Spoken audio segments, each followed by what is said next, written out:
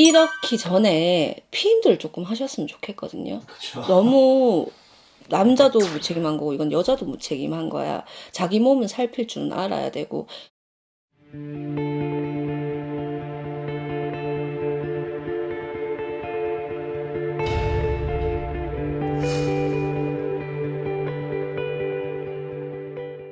안녕하세요. 용군신당입니다. 그 어떤 이게 정말 이 귀신이라 그러면 정말 많은 이런 혼령들이 있잖아요. 근데 이 태아령이라고 들어본 적이 있거든요. 근데 혹시 태아령이 무엇인가요? 태아령이 뭐냐면 뱃속에 임신을 했는데 원치 않게 지우시는 경우가 조금 많으시잖아요. 근데 그 아기도 원해서 임신이 된 건 아니거든요. 이게 상황도 있을 것이고 뭐 못 낳을 상황도 있을 것이고 원치 않는 임신일 수도 있고 그리고 진짜 쉽게 생각하시는 분들이 있고 그래서 지우는 경우가 많은데요.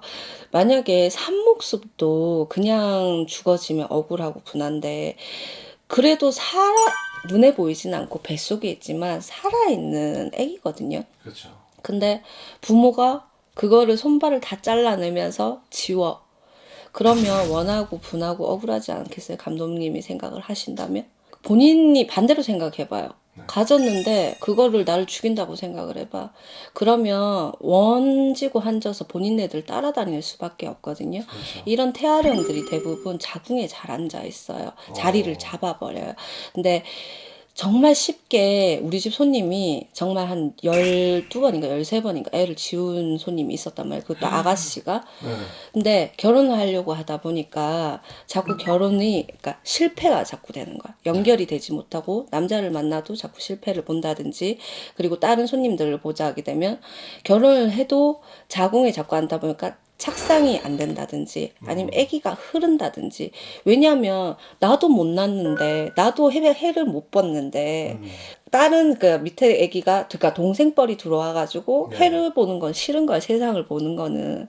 그리고 예를 들어서 놨어 자식을 근데 아기가 약간 기형아가 있다라든지 이런 문제점이 조금 발생을 하시거든요. 나는 지우고 싶어서 지우지 않았는데 그냥 자연스럽게 흘렀어요.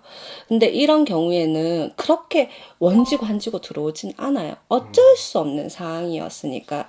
근데 알고도 지은 죄 모르고도 지은 죄라고 하는데 알고 지었으니 얼마나 괘씸하겠어. 그냥 쉽게 사람들이라고 보면 돼요. 귀신이라고 보지 않고.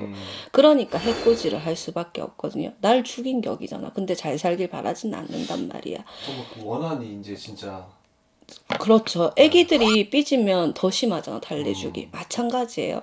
근데 이런 애기들 같은 경우에는 계속 따라다녀요. 이게 본인네들이 근데 인지를 잘 못하신단 말이야. 근데 제가 방금 앞에도 얘기했다시피 뭐 결혼의 실패를 조금 보거나 뭐 자식들이 조금 상황이 안 좋거나 임신이 잘 안 된다거나 자궁이 좀 차다거나 이러면 한 번은 다시 되새겨 보셔야 돼. 우리네 같은 분한테 조금 오셔가지고 의뢰를 하셔야 되는 게 맞거든요.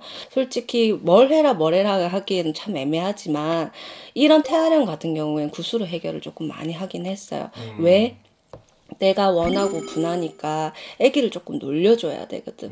그러니까 너무 억울하고 분하면 엄마가 사탕 하나 줄게 그러니까 잘 가. 울지 마 뚝. 안 그렇다고.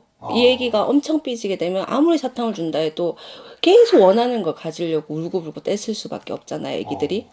마찬가지라고 보면 돼요.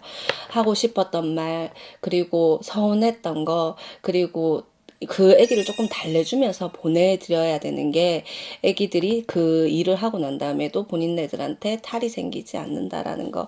근데 이렇기 전에 피임들을 조금 하셨으면 좋겠거든요. 그쵸. 너무 남자도 무책임한 거고 이건 여자도 무책임한 거야. 자기 몸은 살필 줄은 알아야 되고 그리고 어떻게 눈에 보이지 않는 애기라고 하지만 자기네들이 뭔 판단으로 지운다는 거야. 그죠? 그렇죠. 그 부분에 대해서 문제가 생기시는 분들이 많으니까 그리고 애기 그냥 지우면 그만이지 쉽게 생각하지 마세요.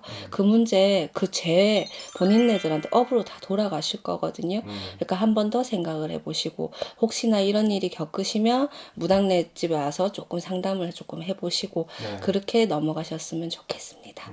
오늘은 여기까지 할게요. 감사합니다.